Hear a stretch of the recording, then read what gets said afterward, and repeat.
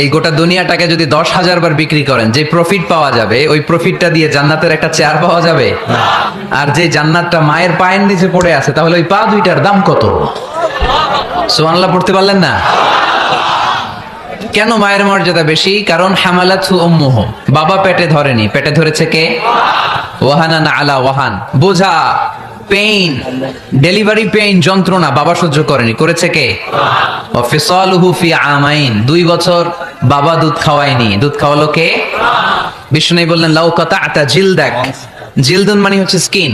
বিষ্ণু বললেন তোমার স্কিন, চামড়াগুলো কেটে কেটে রোদে শুকিয়ে যদি জুতা বানাও দুইটা, আর ওই জুতাগুলো দিয়ে যদি মাকে উপহার দাও যে মা আমার গায়ের চামড়া দিয়ে তোমাকে দুটো জুতা উপহার দিলাম, ওই জুতা পরেও যদি তোমার মা 1000 বছর হাঁটে, তাহলে ওই যে ছোটবেলায় কত লক্ষ ঢোক দুধ তুমি তোমার মায়ের বুক থেকে খেয়েছো, তার এক ঢোক দুধের সুদ আদায় হবে না।